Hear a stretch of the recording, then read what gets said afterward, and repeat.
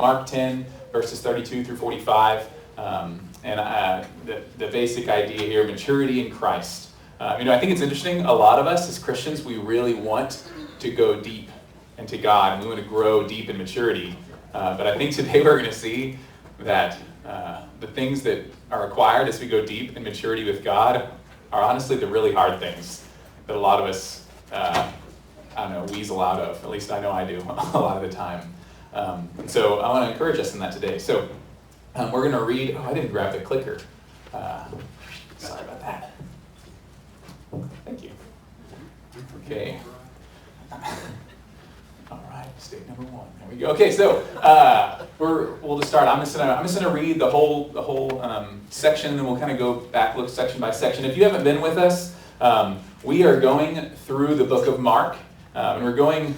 You're gonna learn a fancy term here. We're going exegetically through this book, which means we don't just kind of choose topics that we want to talk about. We just go through and let the Word of God speak for itself. And so we're gonna go section by section through this and just try to see what God has for us today. So you can follow along up here or in your own Bibles. I think this is the ESV translation. But so it says, "And they were on the road going up to Jerusalem, and Jesus was walking ahead of them. And they were amazed, and those who followed were afraid. And taking the 12 again, he began to tell them what was going to happen, saying, 'See, we are going up to Jerusalem, and the Son of Man will be delivered over to the chief priests and the scribes, and they will condemn him to death and deliver him over to the Gentiles. And they will mock him and spit on him and flog him, kill him. And after 3 days he will rise.'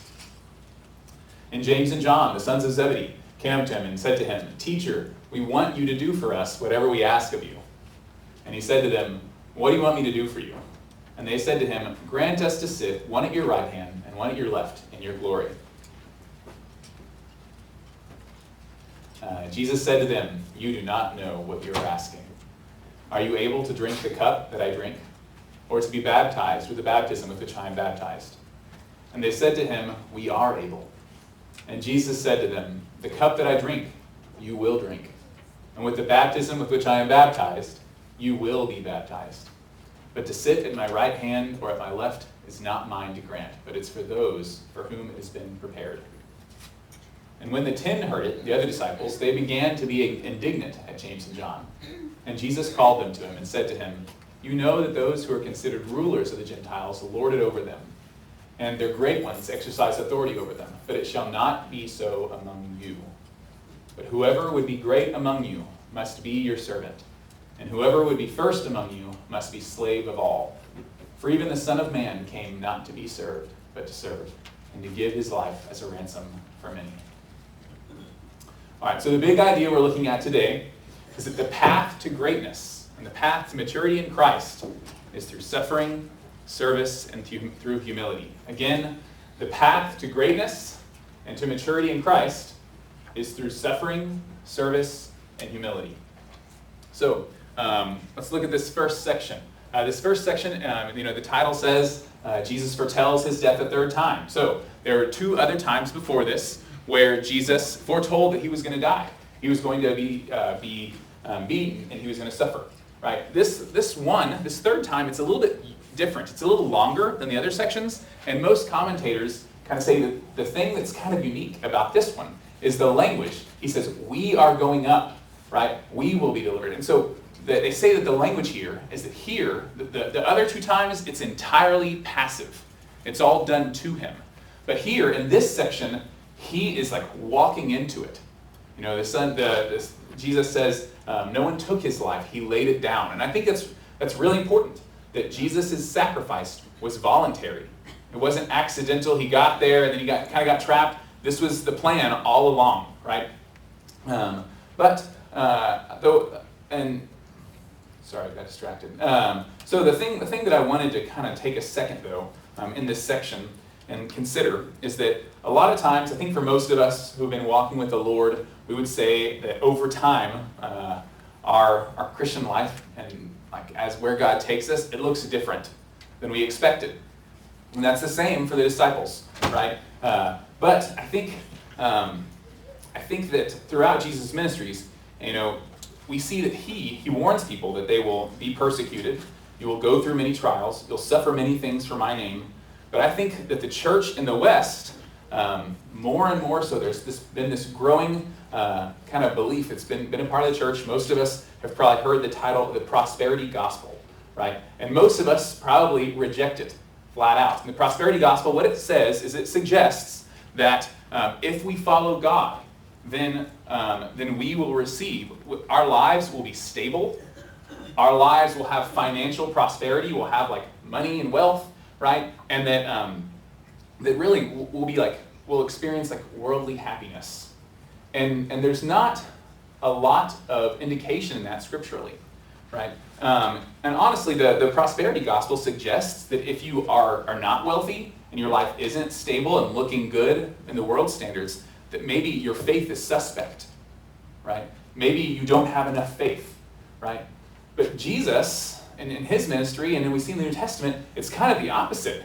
It's that if you have great wealth, your faith is suspect, right? Those are the people who maybe it's easiest to be in sin, they seem to suggest, right? And if we look at the lives of the people in the New Testament and early Christians, we see, I think we talk to them now, and they heard the prosperity gospel, it would just be so foreign to them. They'd be like, what are you talking about? Like, we're supposed to be rich whenever we become Christians? We aren't rich in the first place, and now everybody hates us even more, right? I think it would just be so foreign to them, right? And why do I say all this? I do think that sometimes when we come to Christ, we become more honest, more caring, more people with more integrity. And so sometimes those things can happen. In businesses, people are more likely to trust us when we deal honestly than when we don't, right? And so I think those things could happen. But we're definitely not guaranteed those things. There's a quote. Put this down. There's a quote from Amy Carmichael. She was a missionary to India, and she said, "Have you ever gone through the New Testament, marking the places where suffering in one form or another is mentioned? It's wonderfully enlightening. The book is full of joy, but it's also full of pain, and pain is taken for granted." Right? Meaning, everyone who's following Christ, it's taken for granted that you'll experience pain, right? Think it not strange, count it all joy. Those are some examples of scripture where it says, count it not all joy when you experience trials of many kinds, right? We are meant to follow in Jesus' steps, not to avoid them. What if our suffering is caused by those whom we love? Wasn't his caused by those who he loved? And I think there's lots of questions just like that we could answer. Well, my suffering, they made me seem like somebody I wasn't. It was totally unjust. It's like, well, wasn't Jesus' suffering wasn't his unjust? What if, mine was, we could come up with all these potential statements, but I feel like every one we come up with, Jesus kind of like trumps those statements with what he went through, right? She goes on to say, oh, what a book the Bible is. If only we steep our soul in its mighty comfort, we can't go far wrong, and we shall never lose heart. To this you were called, because Christ also suffered for you, leaving you an example that you should follow in his steps. You will find that the joy of the Lord comes as you go on in the way of the cross. Okay, and so I say this, I don't think probably most of us here probably subscribe to the prosperity gospel, but I do think it creeps into our thinking. Right? I imagine most of us at one time have gone through a period of doubting. And a lot of times it's been caused by suffering. Right? Maybe a loved one passes away or our prayers aren't answered the way we want. And I know that's the case for me, so I'm not pointing fingers here. And then I begin to doubt. And I just want to suggest, right, that maybe we hold our hearts up to God to be refined and say, what are my expectations for living like a Christian, what it's going to look like, right? Because if we're following in the path of Christ, I think potentially, right, it's easy for us to think it's going to look like something it's not. And Jesus tells us to count the cost, right? Now, we see in our culture lots of high-profile figures who have left the faith, and a lot of times it's because they see brokenness in their lives or in this world, and I think a little bit of that prosperity gospel has kind of crept into our understanding of what it means to be a Christian. So just wanted to throw that out there, something we can think about. Let's jump in. I really like this next section, so I'm really excited. Let's jump in. So it's starting 35, it says, "And James and John, the sons of Zebedee, came up to Jesus, and they said to him, 'Teacher, we want you to do for us whatever we ask of you. That's just a great prayer. It's like, I just imagine my children coming up to me, asking that prayer, it's like, I know it's coming, right? And he said to them, what do you want me to do for you? What do you want me to do for you? And they said to Jesus, grant us to sit, one at your right hand, one at your left in glory. Jesus said to them, you do not know what you are asking. Are you able to drink the cup that I drink, or be baptized with the baptism with which I'm baptized? That's a fun sentence. And they said to him, we are able. And Jesus said to them, the cup that I drink, you will drink, and with the baptism with which I'm baptized, you will be baptized. But to sit at my right hand or at my left is not mine to grant, but it is for those for whom it has been prepared. So, I love this. One scholar, John Stott, he says, this request of James and John surely qualifies for inclusion in the Guinness Book of World Records as the worst prayer ever prayed, right? And we can kind of hear that and laugh, and then I start thinking about some of the prayers that I've prayed, and I'm like, well, I might give him a run for his money, right, as the worst prayer. Because our prayers look like this a lot, right? And John Stott explains, what does he say qualifies this as the worst prayer? He says, this prayer is an attempt to bend God's will to ours, whereas true prayer involves the surrender of our will to God's, right? And I want to be careful, because I asking God for things, like God's our Father, right? When we come to Him in prayer, we can ask Him for anything, right? We can come with small things, and so I'm not saying never go to God and ask for help and comfort right? But I do think when these guys come before Jesus, they're definitely, their hearts are not in the right place, okay?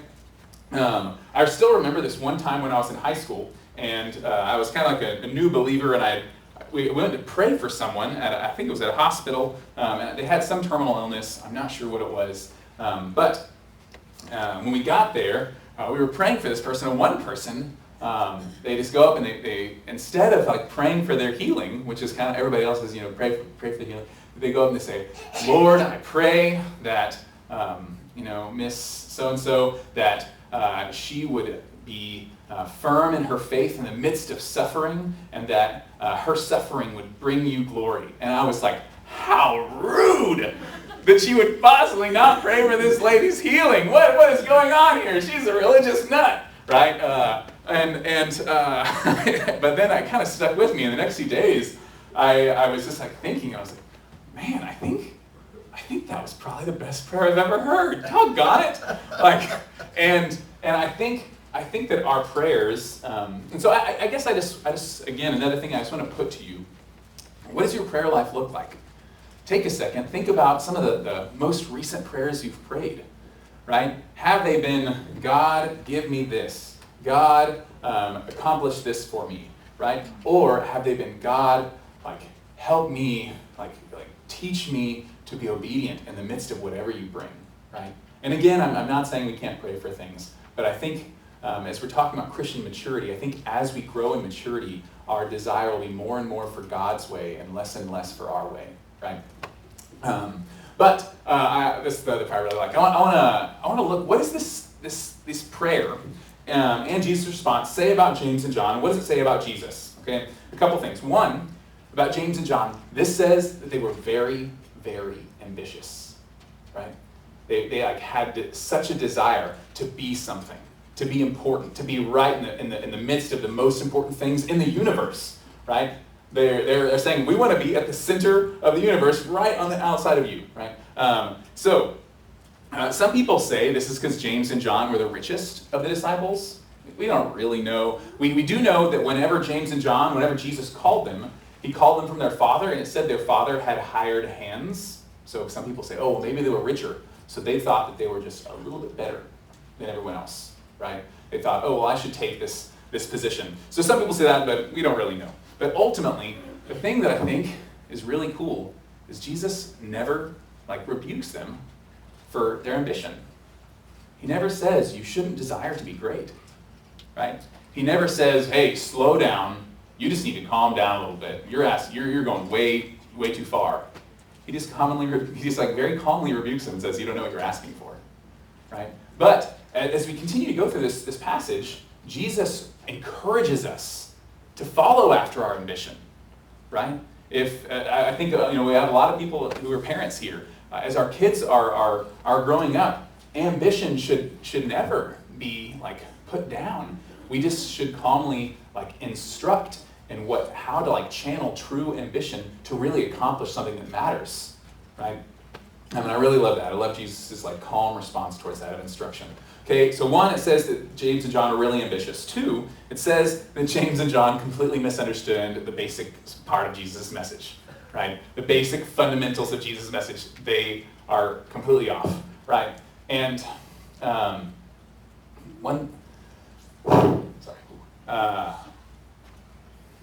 think this part right here, if we can just take a second and think about Jesus, right? It just speaks to Jesus' complete loneliness and isolation, right? He is on his way to go suffer and lay down his life. He's literally on the road to go to Jerusalem, and these are the people who are closest to him. Even among the disciples, John was one of like the inner group, the inner 3, right? And so these are the people closest to Jesus, and they have no idea, right? Just imagine how much that would have hurt, right? That would have been so painful. But man, I'm so encouraged and challenged by Jesus' example that even in the midst of like extreme pain, maybe feeling betrayed, his response is that of like patience and care and instruction. Again, sorry, this is in my mind. I'm just like, man, as a parent, I am such a failure. My daughter like gets up from her nap 5 minutes early, like, hey, you get back in there, and these people like just completely misunderstand the basic core of his message, and he just like treats them with grace and kindness. And it's just such a challenge, honestly. So the last thing I wanted to mention is that about James and John, what does it say about James and John, is that even though they completely misunderstand, they're mostly focused on their ambition, they're still there, right? They haven't left Jesus. They're asking to sit at his right and left hand, so they still somehow associate this homeless carpenter with the glory of God, right? And they haven't left. And I think it's a huge encouragement to me is that really these guys are just totally immature, right? But they showed up, right? And Jesus' response is to treat them with patience and instruction. No, this is how you go about this. This is how you do this. And man, I just am so grateful that in my immaturity, my continued immaturity, God is just so patient with me. He's patient with you, right? And I think that encourages us. It lets us see the goodness of Jesus, and as we deal with others in their immaturity, like what's going to really be effective? Should we like get out of here? Jesus doesn't turn away from them. He doesn't send them away. He doesn't chastise them. He just patiently instructs them, and that's hard. It's really hard when we see immaturity. As a teacher, I see immaturity and I just want to crush it, I just want to take the opportunity to, you don't know what you're talking about. High school students think they know everything, right? But so do we, so let's be real. To Jesus, we are the high school students, right? But he's just so patient and kind, and I love that. As we go on, there's a couple things. When Jesus talks about the baptism and the cup, that can seem kind of like this fancy language, but it's pretty simple. This commentator, William Barclay, he says, it's the custom at a royal banquet for the king to hand a cup to his guests. And over time, the cup had become a metaphor for the life, the experience, the lot that God handed out to men. We read it earlier in Psalm 23, and I think it's verse 6, where he says, you prepare a table for me in the presence of my enemies, my cup overflows. He's saying, God has given me so much, right? And just to kind of harken back to the whole thing about suffering, if he's in the midst of his enemy, he's probably suffering, but somehow his cup is still overflowing in the midst of his suffering, right? But just as God hands out like blessings, in Isaiah 51, he uses that word cup again, like the people of God, the Israelites had rebelled against God, and they had like this continually worshipped idols, and God punished them. And it says the people had, in Psalm 51:17, drunk from the hand of the Lord the cup of his wrath. And so cup has come to just mean the lot that God gives out to men, right, and women. But then also the baptism, sometimes we hear that word baptism, we're like, what is it talking about? Like when Jesus was baptized? We have a lot of like thoughts about baptism in the church. But for them, at that point, baptism just meant like submersion. And he's saying, are you prepared to be just totally submerged in hatred and pain like me? And James and John, they're, oh yeah, sure we are, right? It shows that they have no idea. It just like goes to underscore that they're like totally lost, right? I keep on losing stuff here. So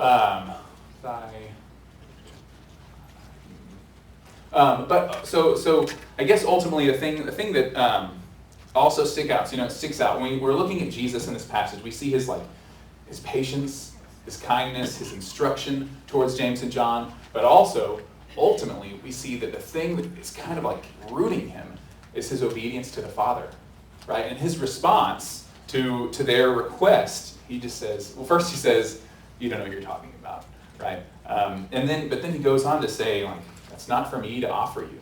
It's kind of crazy that in the midst of extreme pain, not only can Jesus be kind and gentle, but he doesn't say, well, I'm going to take this one thing for me and give my boys the seats, right? That's not, he doesn't claim these things for us. He doesn't have entitlements. He just says, no, he trusts God to do what's best. And he points to God in that moment. And I think that's, again, really, really challenging for us.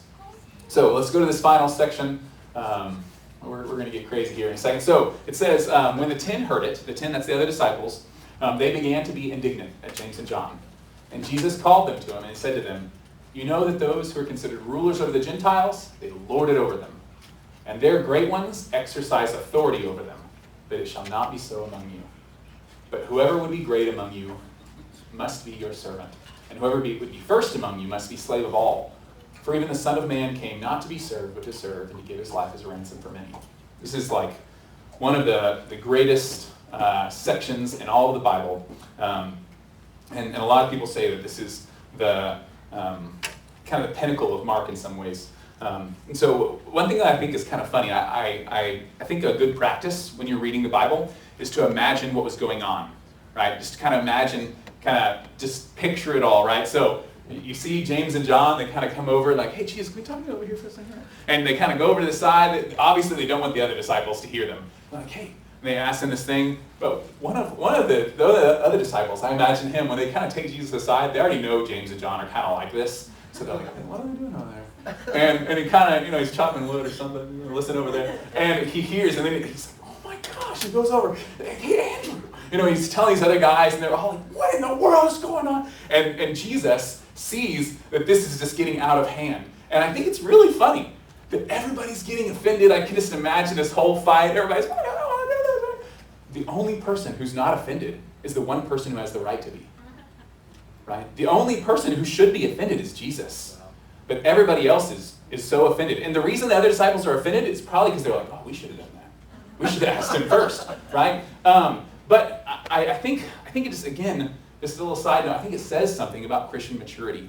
There's something about not being offended. I heard this story once, I actually don't even know if it's true, but I'll throw it out there anyways. There was a pastor who retired at the end of 40 years, and he was at this big party, and they asked him, what's the secret? What's the secret to 40 years of ministry, of successful ministry? He says, keep yourself from being offended, right? And I think, so there you go. I'm sure I'm probably offending you right now. But, and for those we're all in ministry, right? There's not one minister at this church. We are all servants of God. We're all priests, right? In the royal priesthood. And so the thing to keep us in ministry successfully is to keep ourselves from being offended. That's there's other stuff too, but I think that's a real, maybe spiritual secret. But this passage, it makes some significant changes, right? And this isn't the first time kind of Jesus talked about some of this, but I think it's the summation of a few changes that Jesus makes. And so I want to look at 3 of those changes. Okay, the first one is this changes the path of greatness. The path of greatness from what was understood as power and independence to service and dependence. Right? In the Roman Empire, Jesus already said that people lorded their power over other people. There was this one emperor. You probably heard of Emperor Nero. He was the guy who killed all the Christians and was crazy and stuff. He committed suicide. And the guy who was emperor right after him, his name was Emperor Galba. He was only emperor for a year. But he was quoted as saying, what it means to be emperor is that you can tell anyone to do anything and they can't do anything about it. That's what it means to be emperor. Right? That's the definition of greatness, is that you're the lion, right? And then the whole food chain, you're at the very top. Nobody can do anything about what you say. They have to obey, right? That's what greatness is, right? And Aristotle, he was a Greek philosopher, kind of established a lot of thoughts. His idea of greatness was a person who was needed nothing from anyone. Independence, right? Someone who could, he said it's somebody who would give, right? Give things up. But if anyone gave something to you, you're no longer great. Right? Their idea of God was this unmoved mover, the one who always gave stuff to other people but never took anything for themselves. And so that was kind of intrinsic in their understanding of greatness, that true greatness meant to be completely independent. And that's kind of how people in antiquity saw greatness, as if you had all the power and you needed no one. But here, Jesus says the true path to greatness is through service. Right? And I think through some of this other stuff we're looking at, we could also add dependence. Right? Jesus, desired relationship with people, right? Women supported Jesus in his ministry, right? Jesus he was homeless and supported by these traveling women. Even today that's offensive to people. Think about in the antiquity, right? And I love this quote from Kent Dunnington. It says, Christianity's radical claim was that neediness, weakness, and meekness are not obstacles to flourishing, but rather they are avenues to flourishing. I really love that quote. He just blew all their understanding out of the water and turned things over. So that's the first major change. Okay, the second change, which I think is related, but I want to take it a little ways and look at it. Oh, wrong way. Second change that he brought about is, what are the virtues that we pursue as Christians? Right? From before, okay, in the Roman Empire and even today in a lot of ways, pride and achievement, success, worldly success were the things to pursue. But Jesus now says the highest virtues are humility and charity. Charity being love and kindness to others, right? And I think it's interesting. I was looking at this and I was like, humility, the highest virtue? But I think a lot of people throughout Christian history would agree. And actually, humility really before Jesus, it was talked about by just a few people. The only people who really talked about it, we have Jews who talked about it. Occasionally in the Old Testament talk about humility, but it's definitely not a central virtue. And then you have occasional people who mentioned it. But Jesus brings it to the center of the Christian life, right? And actually the word humility, it comes from, there was this class of people in the Roman Empire called the humiliores. They were the lowest class of society, the class that no one wanted to be. The poorest people who essentially needed all the help and could give none, right? They were the class that everyone tried to escape. And that word humiliores is where we get humility. And it's also the word we get humiliating from, right? That was their idea of humility. Humility was humiliating, right? But then Jesus comes along and within a couple hundred years, St. Augustine said almost the whole of Christian teaching is humility. Even as we go on to the Reformers, John Calvin said there's no access to salvation unless all pride is laid aside and true humility is embraced. And Martin Luther, I was actually kind of shocked when I read this quote, because Martin Luther was the champion of sola fide, only by faith alone we're saved. But he said that humility is so crucial that it's like two sides to one coin. Faith and humility, you can't separate them. That he said humility alone saves. This is the guy who was willing to die for the phrase faith alone saves. He wouldn't say anything about, but he said this other thing also, right? I was just shocked by that, right? Humility is such a central virtue for Christians, right? Let me make sure I'm not going crazy here. So I'd like to take a second, though, and define humility, okay? Because I think it gives us a little more to work with. So I want you to think for a second, who is the person in your life who you can think of who's the most humble? Let's take a second, the most humble person you know. Think about who that might be. And think about what are the qualities that they have that make you think they're very humble.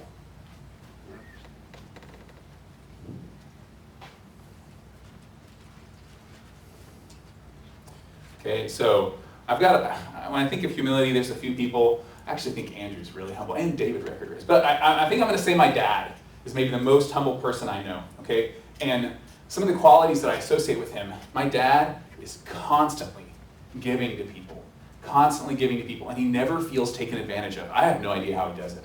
I give people half of my cookie, and I'm like, they better appreciate that, you know? Like, my dad just gives and gives and gives, and he's like pretty successful business person, and you would never know it.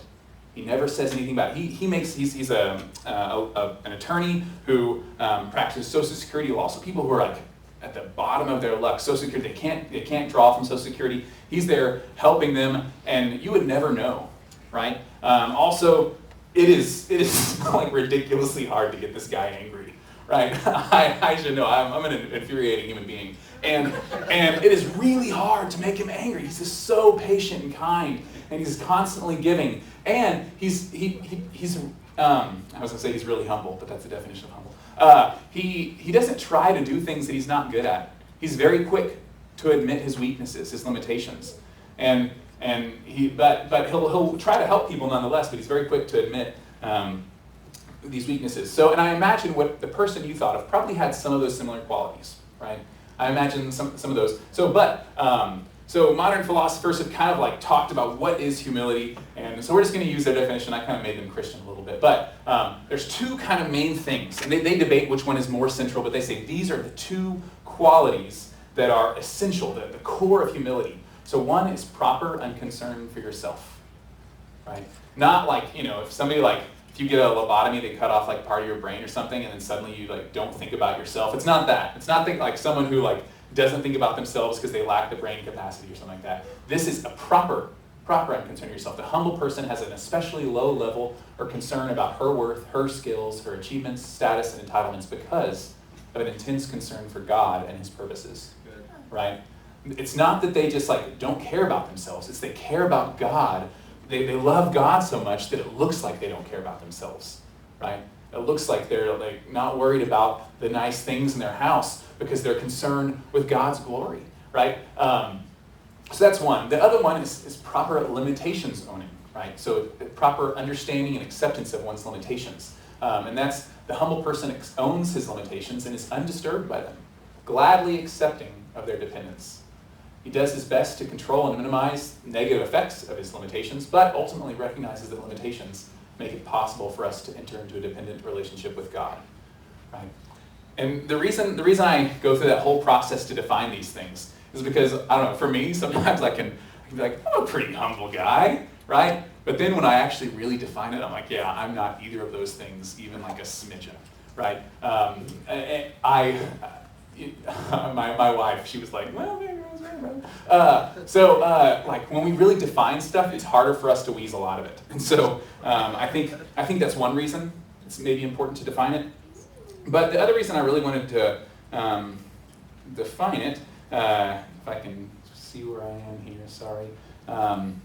So another reason is because I think we have inherited this value of humility through the Christian culture that we've been a part of here in the United States and churches and stuff, but we've also inherited some other values, right? And I think sometimes as Christians, as proposed Christians, we kind of look bipolar. We can teach our children, and at church we can really exalt humility, but then when we go into work, whenever we're around, for me a lot of times when I'm around my children, when we're in different situations, we feel like humility is useless. It's actually taking away because it's stopping us from getting ahead in life, right? And I think we kind of go back and forth. We don't know when do we use this one? Sometimes we don't really like humility, even though we say that it's important, right? And I wanted to, just a slight, again, little thought in history is that, again, throughout Christendom, right, there was a lot of times humility wasn't practically valued, but it was honored as one of the chief virtues, right, for hundreds of years, thousands of years. But then in modernism, right, secular humanist modernism, which is increasingly the culture that we live in, okay, humility is not a valued virtue. Humility, one philosopher, David Hume, says it's a monkish virtue that has no value. Not that one, sorry, what did I say? he says it has no value. And the reason why is because the values that secular humanism proposes is usefulness and he would say a proper level of pride in your achievements. He says, yeah, we should do stuff and we should be proud of what we do, right? And that's the thought. But all of our virtues, they're just byproducts of what our ultimate goal is, right? And for secular humanists, they're not seeing like an eternal reality. So for them, all there is this world. And humanism, by definition, it says the purpose of humanism is to achieve human flourishing and the least amount of suffering. Right? We've already talked about suffering being something that brings us towards God. So Christians maybe would reject that. But human flourishing, as defined as on earth, us getting the most happiness we can have, right? And as Christians, we would say maybe their understanding of human flourishing is wrong. But regardless, the goal of Christians is not just worldly human flourishing. The goal of Christians is eternal union with Christ, right? And so if we're trying to seek eternal union with Christ, that humanist value of achievement, of worldly success, of pride in our achievements, that's something that's going to pull us away from union with God, because we're so focused on ourselves and our achievements that we can't just be completely enthralled by God, right? And so, again, kind of like I was saying earlier, the reason I say all this is because I think even though we say we follow God, we say humility is this good virtue, Christians, myself very much included, feel this draw back and forth between these two values.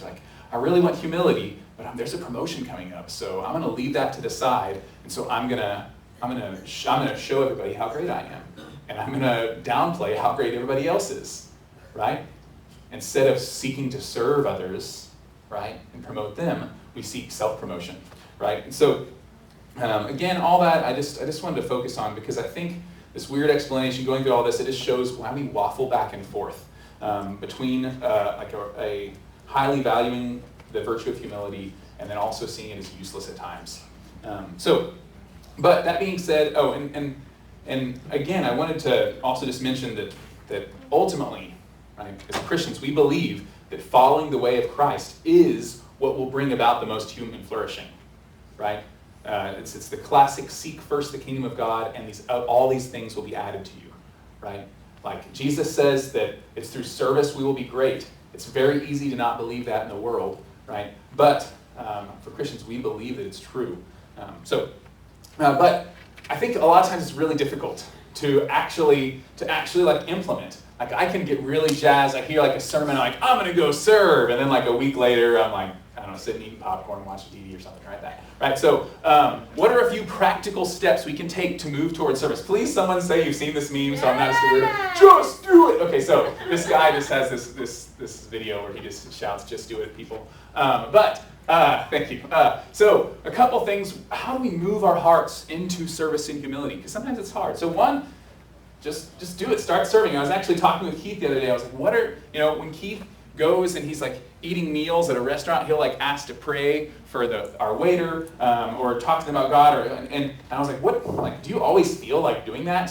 It's he said no. But he says, what is the thing that gets him moves him from a place of warm-heartedness towards serving and humility? He said, if you just start doing it, it's you're jumping in this stream and you just feel that it's good and it's right and you want to do it more, right?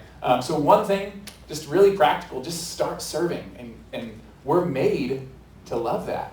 This is what we're made for as Christians. And I think as we do that, a lot of times we'll find how great that is. Another thing, like we said, know what you're chasing. Remember, what is our end goal? Is our end goal worldly achievement? Making sure, we are taking care of all of our needs and more, or is our end goal a union with Christ? It's the classic, what does God care more about? Happiness or holiness? And so if we can fix our eyes on that goal, then I think that'll help us. But then also, I think the long-term answer to how do we move our hearts towards service and humility is essentially in 2 Corinthians 3:18, it says that as we contemplate the glory of Christ, that our lives will be transformed, right? That we'll actually love that. And I think that that's ultimately like from the inside out being changed by loving and seeing Jesus. Is ultimately the answer to that question. So that's our first two. Sorry, I took it really long on that second one. So the first one was about path to greatness. Here we see the virtues, but the last one is, what is the problem in the world? Okay, what is the problem in the world? And it shifted from people seeing power dynamics as the major problem in the world to Jesus saying the major problem we have is separation from God, right? And in antiquity, people in like the Roman Empire, for them power dynamics meant people just trying to climb that ladder. They're trying to get power so they're not at the very bottom. They're not those humiliores. But today, increasingly more and more and more in our society, in secular humanist society, it's seen the explanation for why we have bad things in the world is because certain people exploit other people because they have power. And that's true. Like, people do exploit other people, and certain people do have more power than other people. That is a reality. However, Jesus says that the ultimate problem, the thing that is more fundamental than simply essentially I think what he's saying is that it says to our culture is that if we distributed power equally among society, we would probably see it go back to really like messed up power dynamics, to sin within like not very long. Because the ultimate problem is sin, is separation from God. It's not just unequal power dynamics, although those are real. But honestly, we actually see Jesus address that this Tim Keller quote, Jesus reverses the power dynamics of the world. We see that in this last one, is that power dynamics, there are certain people with more power, but the person with the most power, with all the power in the universe, came and gave up that power, right? And so the power dynamics have fundamentally shifted. And so not that we shouldn't work to try to help those who are in need, help those who are exploited, but the most fundamental problem in society, in the universe, is separation from God, right? This last verse, right, it's the pinnacle, the key to everything. It says, "For even the Son of Man came not to be served, but to serve, and to give his life as a ransom for many." Okay, and this verse has, throughout Christian history, there have been giant theological theories that have been constructed based on this single verse, particularly on the word ransom and what that means. And we're not really going to go really deep into all of that today, but I want to look at a few like practical things. Okay, so one, before we even talk about any theological implications, ultimately, this is a verse that shows an act of love, right? We can create theological like understanding of what does this mean for us, but ultimately this is about the love of Christ poured out for us, right? And that's the baseline to everything else we can understand about this verse or about this idea. But it does say, one, what was our state? If we had to be ransomed, that means that we were slaves, right? We were in a place where we like could not get out. Think about it. A slave is completely at the mercy of their master. They're unable to free themselves. And that is what Christ says about us, right? So what was our state? We were slaves. Okay, what does it say about Jesus' worth? Okay, so this shows, Christians believe that Jesus is fully God and fully man. This shows that Jesus was more than any other man who ever existed, right? If somebody walks in here and they say, "I'm going to shoot Chad," and I jump in front and take the bullet, it's not going to free him from sin. He may be grateful, but it's not going to free him from sin. I cannot do that. This shows that Jesus is God, right? It reveals that, right? But also it shows that this in addition to showing that Jesus is different from every human, this shows that Christianity is different from every other religion. There is no other religion where God is humble, where God lays down his life, right, for us. This is one of the unique things about Christianity, right? I completely lost this. And then last, what does it mean for believers? It means that if we have been ransomed, then we now belong to God, right? So we can mess up, we can do stuff, but ultimately we no longer are slaves to sin. we now belong to God. He has purchased us and set us free. We now belong to Him. And so I think, sorry, I was trying to say extra stuff. And I just want to mention, that ultimately, I think it's this verse for me personally. There was a time, I think some of y'all know about it, I went through some really, really challenging stuff in my life. I was loosely involved in like a really unhealthy body, and ended up with someone passing away, someone dying, and a lot of really messed up stuff kind of came to the surface, and I really questioned everything in my faith, right? I really, really struggled, questioned everything, and struggled with doubt for a while. And the thing that really like anchored me to Christ was I saw this man, God, like laying down His life for us. And we're looking at what's our state, what's Jesus worth, what does it mean believers? But that is the reason that Christ is worth giving our lives to. Like I said, there's no other religion where God lays down His life for others. And this is why God is worth our lives, is because He's willing to give up His glory for our sake. And ultimately it gave God more glory, that being said, I want to land the plane here before we go too far over. But so let's just kind of recap some of the big points. So one, count the cost, right? If you lost, we're talking about the prosperity gospel, kind of like somehow like inches its way into our thoughts, even though we reject it. If you lost all your savings, you go through a really difficult time, lose your job, you lose a loved one, is that going to cause you to doubt God?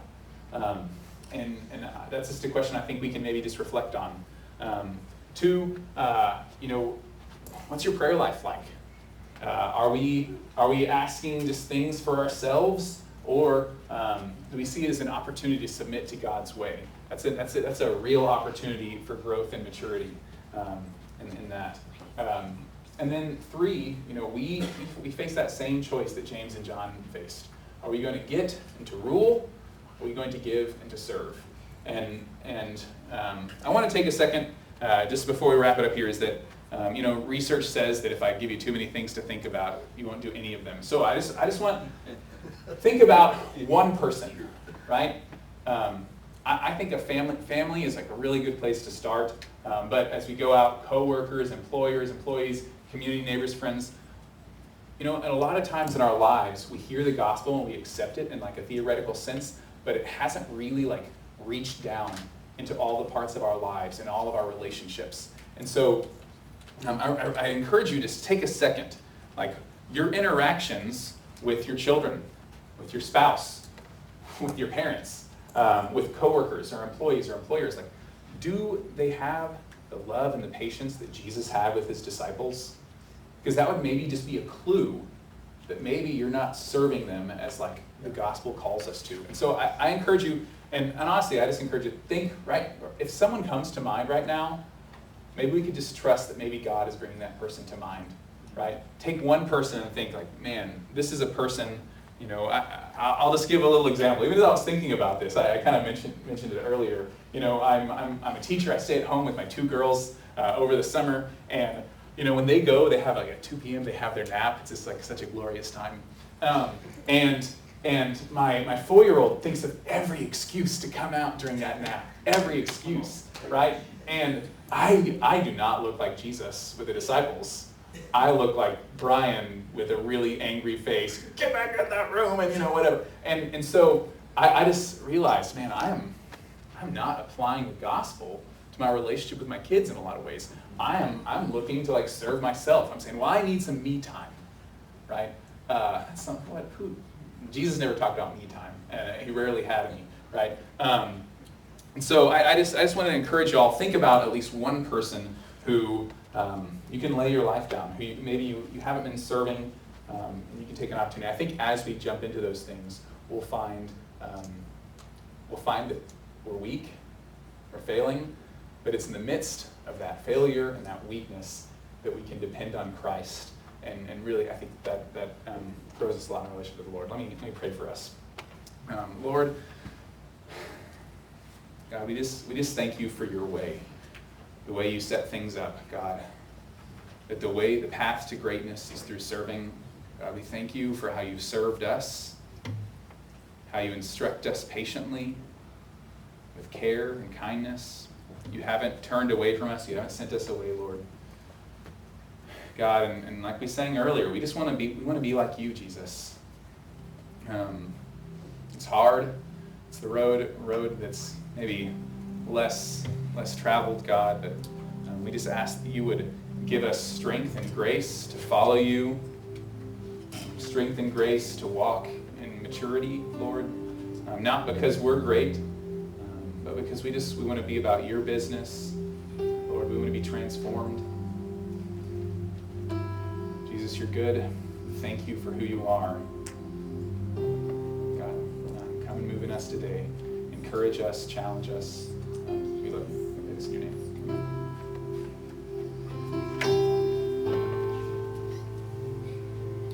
Would you guys pray with me? Psalm 119. It's up on the screen. If you just read it together, make it a prayer